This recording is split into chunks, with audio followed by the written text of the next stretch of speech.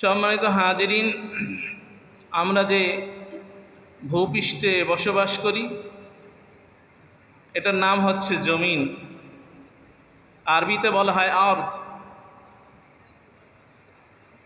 আল্লাহ পাক রব্বুল আলামিন এই জমিন সৃষ্টির পূর্বে রব্বুল আলামিন কাবা ঘরের ভিত্তি স্থাপন করেছেন।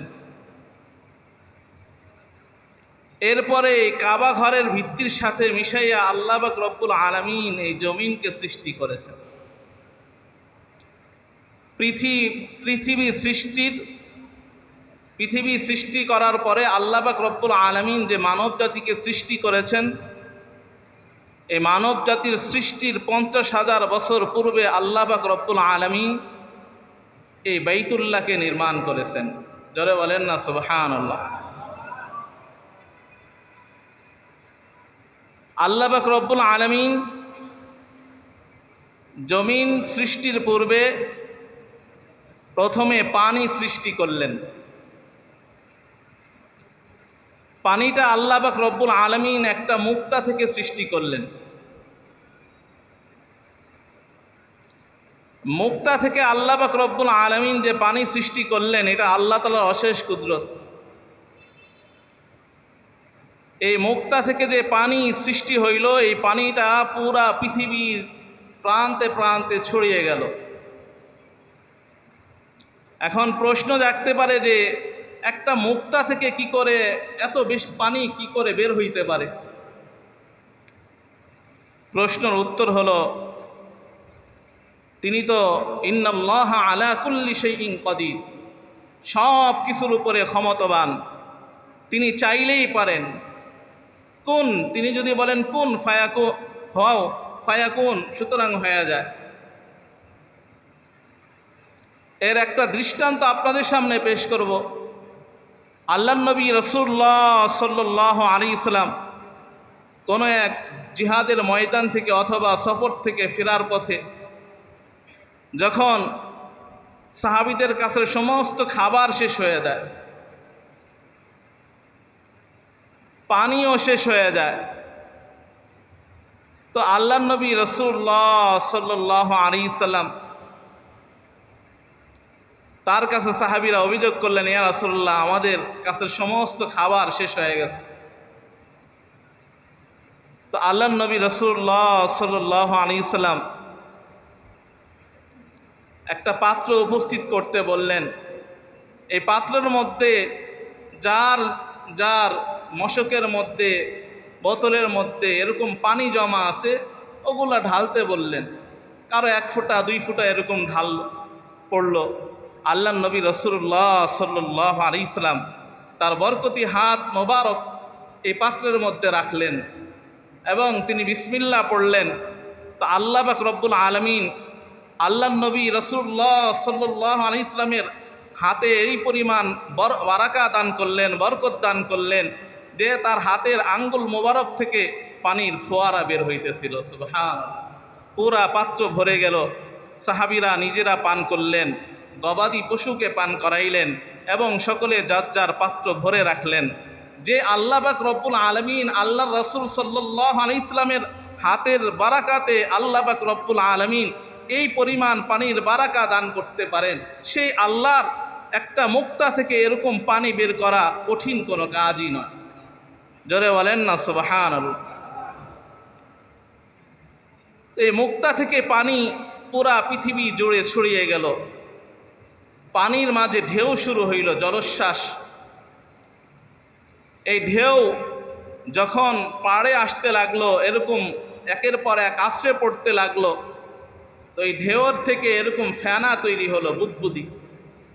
যারা সাগর পাড়ে গেছেন দেখার জন্য, তারা এই ফেনাগুলো দেখে আসছেন। তো এই বুদবুদির উপরে আল্লাহ পাক রব্বুল আলামিন তার বিশেষ তাজাল্লি ফেললেন। তার নূরের তাজাল্লির কারণে এই বুদবুদিগুলি জমাট বাঁধতে শুরু করলো। পৃথিবীর মিডল পয়েন্টে আল্লাহ পাক রব্বুল আলামিন বাইতুল্লাহ যে স্থান, কাবা ঘর যেখানে, এইখানে আল্লাহ পাক রব্বুল আলামিন এরকম ইটের মতো এই ফেনাকে জমাট বাধাই করে আল্লাহ পাক রব্বুল আলামিন এরকম ভিত্তি স্থাপন করে দিলেন। জোরে বলেন না সুবহানাল্লাহ। এরপরে আল্লাহ পাক রব্বুল আলামিন এই পৃথিবীর জমিনকে রুটি যেমনে বেলুন দিয়ে বলা হয়, ঠিক তেমনিভাবে আল্লাহ পাক রব্বুল আলামিন এই জমিনকে রুটির মতো বেলে এই পানির উপরে বিছাইয়া দিলেন। যারা বলেন না সুবহানাল্লাহ। এখন এই জমিন নড়চড় করে। ওয়াল জিবালা আওতাদা, আল্লাহ পাক রব্বুল আলামিন পাহাড়কে জমিনের উপরে পেরেক হিসেবে স্থাপন করে দিলেন। এরপরে আল্লাহ পাক রব্বুল আলামিন প্রথমে জিব্রাইল আমিন ফেরেশতাকে পাঠাইলেন, যাও জমিনের চামড়া নিয়ে আসো। ফেরেশতাদের মধ্যে সবচেয়ে নরম দিলওয়ালা ফেরেশতা হচ্ছে হযরতে সৈয়দানা জিব্রাইল আমিন আলাইহিস সালাম। তিনি আইসা মাটিকে বলতেছে, মাটি, আল্লাহ তাআলা আমাকে পাঠাইছে তোমার চামড়া নেওয়ার জন্য, তোমার চামড়াটা আমাকে দিয়ে দাও। এখন বলেন, আপনাকে যদি আপনার নেতা বা বড় কেউ পাঠায় যে যাও অমুকের চামড়াটা নিয়ে আসো, আপনি যাইয়া যদি এরকম সহজ ভাষায় বলেন, আপনাকে দিবে? কঠিন ভাষায় বললেও দিবে না, আপনার পিঠের চামড়া উঠাই ফেলাইবে। তো জিব্রাইল আমিন যখন এই কথা বললেন, জমিন তখন কান্নাকাটি শুরু করলো। তো জিব্রাইল আমিন আলাইহিস সালাম ফেরত চলে গেলেন। এরপরে মিকাইল আলাইহিস সালামকে প্রেরণ করলেন। এরপরে ইসরাফিল আলাইহিস সালামকে প্রেরণ করলেন। সকলেই এসে জমিনের কান্নাকাটি আবেগ দেখে সকলেই ফেরত চলে যায়। এবার আল্লাহ পাক রব্বুল আলামিন আজরাইল আলাইহিস সালামকে প্রেরণ করলেন।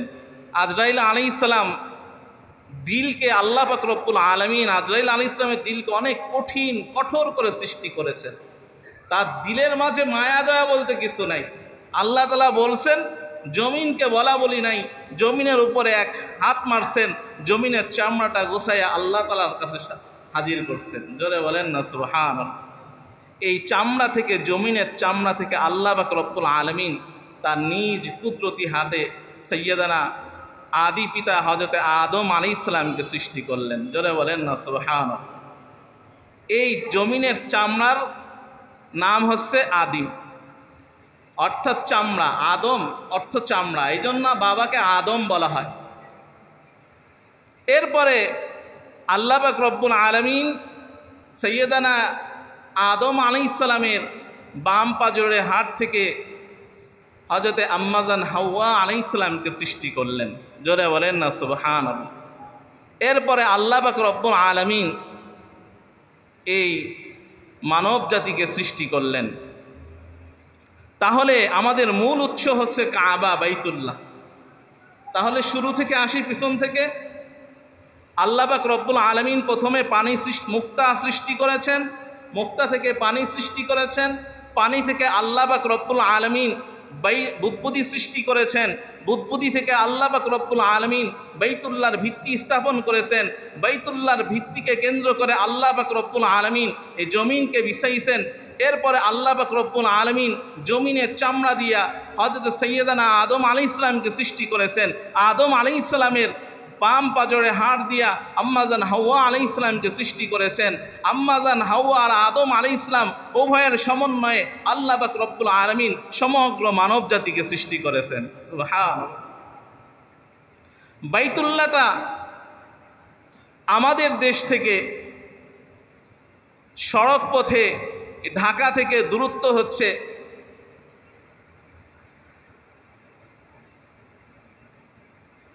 5180 কিলোমিটার এবং উচ্চতা হচ্ছে 9 কিলোমিটার। এখন আমাদের দেশ থেকে তো অনেক উঁচা, তাহলে তো আমাদের বাইতুল্লাহর দিকে ফিরে নামাজ পড়তে হইলে উপরের দিকে তাকায় পড়তে হবে। এর উত্তর কি? এর উত্তর হলো আল্লাহ পাক রব্বুল আলামিন আসমান থেকে জমিন পর্যন্ত পূর্ণ ফাঁকা জায়গাটা আল্লাহ পাক রব্বুল আলামিন এরকমভাবে বাইতুল্লাহর হুকুমে রেখে দিয়েছেন। জোরে বলেন না সুবহানাল্লাহ। এই জন্য আমরা বাইতুল্লাহর দিকে ফিরে সলাত আদায় করি। যদিও বাইতুল্লাহ আমাদের সামনে নাই, কিন্তু হুকমি বাইতুল্লাহ আমাদের সামনে রয়েছেন। জোরে বলেন না সুবহানাল্লাহ। যদিও হাকিকি বাইতুল্লাহ আমাদের সামনে নেই,